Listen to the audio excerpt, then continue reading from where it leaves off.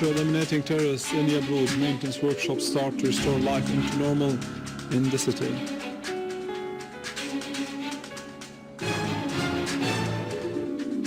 The People's Assembly approves the draft law on general elections to become a law.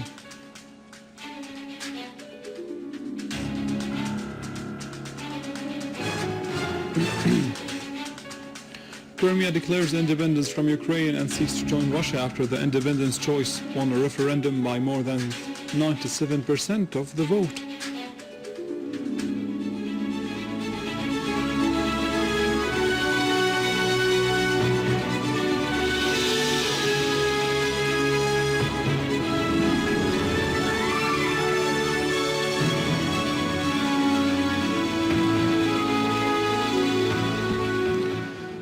Good afternoon, this is news in English from the Syrian Arab television in Damascus.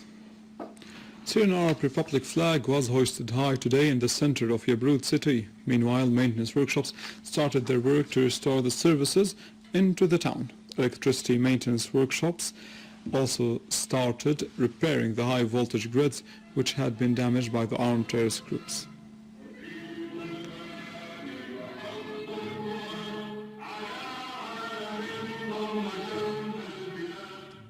Earlier, Minister of Defense Major General Fahed Jassem al-Freij, Deputy Commander-in-Chief of the Army and Armed Forces, had toured Yabroud, inspecting the scene, accompanied by a number of field officers. The Defense Minister was briefed by the field commanders on the military operation which was carried out by the Syrian Arab Army units to pursue the remnants of the terrorist groups in Yabroud and its surroundings. General al-Freij praised the high morale of the Syrian Arab soldiers who are doing their duty in defending the homeland and citizens, stressing that Syria and its proud people will soon celebrate the greatest victory.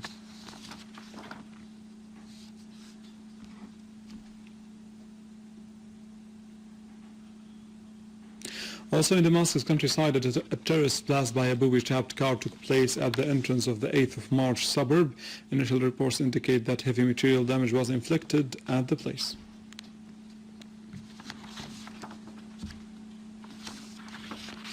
In a related context, a citizen was killed and 2 others were injured in a mortar shell attack that was fired by terrorists to fall near Umayyad Tunnel in Damascus.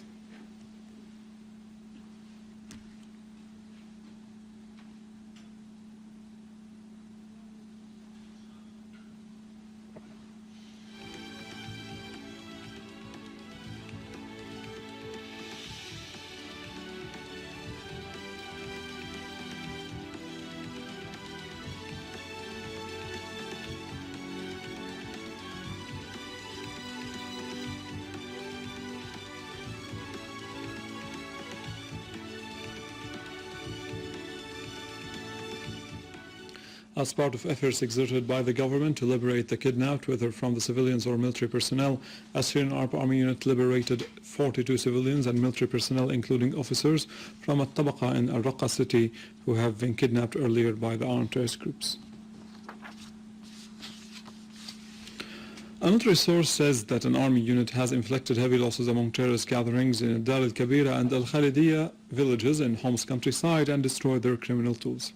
Meanwhile, other army units destroyed a number of vehicles, some of which are equipped with heavy machine guns, in successful operations carried out near Ash-Shindafiyya village in Abu al-Qatur and Abu Traha in Jib al-Jarrah area east of Homs city, killing or injuring a number of terrorists.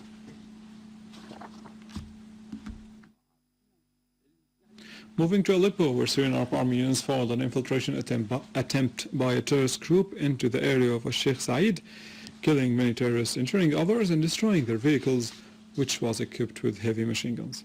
Syrian Arab Army also inflicted heavy casualties among the ranks of the terrorist groups, targeting their gatherings and hideouts in the vicinity of the central prison, as well as in Hayyan, Hritan, Ajbele, the Free Zone, Al-Muslimi, Al-Sahur, Handarat, and around Queris. Rasm al-Abboud, al-Jdaidi, and Arbid. Among the terrorists killed, there were Abdul Wahab al-Duhni and the one nicknamed as Abu Gaud. Also in Idlib countryside, Syrian Arab Army units targeted the gatherings of armed terrorist groups in the surroundings of Abu Dhuhr, Tal al-Fakhar, al-Karamil, and Salajaniya. eliminating a number of terrorists and injuring many others.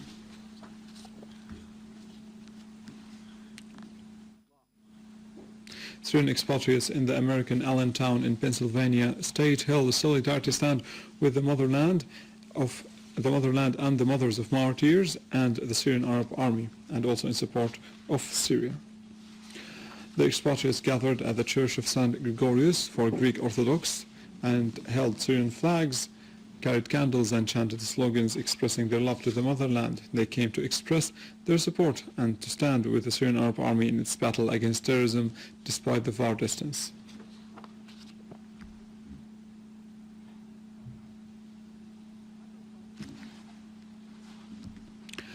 The United Nations Special Envoy to Syria, al-Brahimi, met with a number of Iranian officials in Tehran. Meanwhile, the Iranian Deputy Foreign Minister of Arab and African Affairs Hossein Abdullahian said that the solution in Syria is a political one and that the United Nations could have an influential role, saying that Tehran is preparing an initiative to be discussed with al-Brahimi. This initiative confirms the Syrian national sovereignty and the Syrian people's will to determine their future through democratic elections.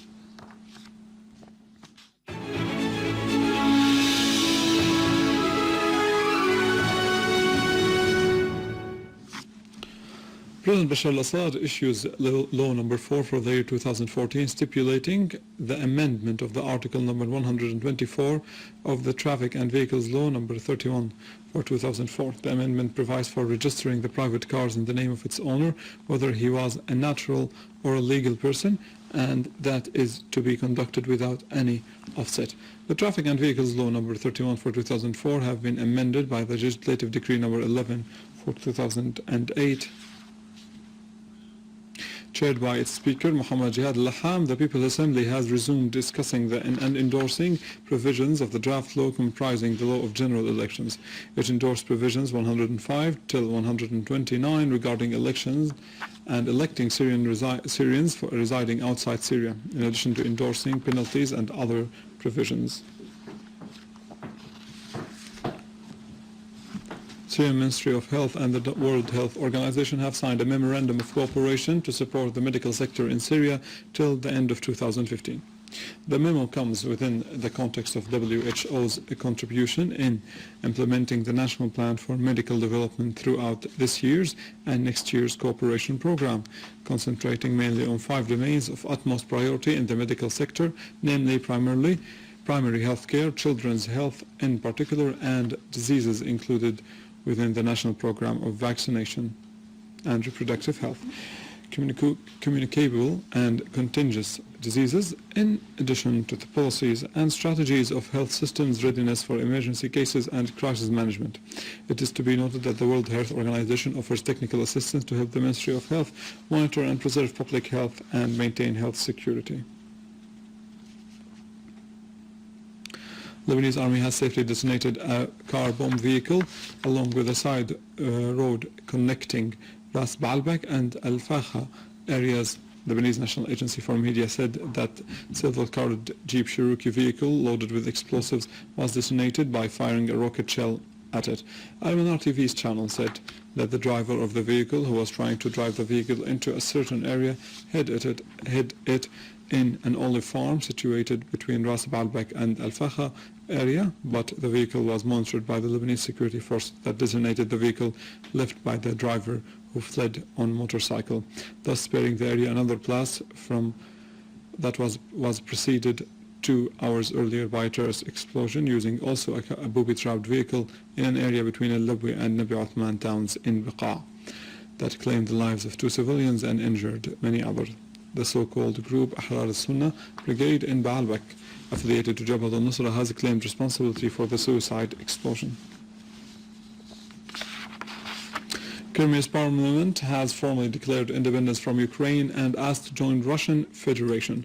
The declaration followed Sunday's referendum, which officials say overwhelmingly backed leaving Ukraine. The government in Kiev has said it will not recognize the results. For their part, the United States and the EU say the vote was illegal and have vowed to impose sanctions on Moscow.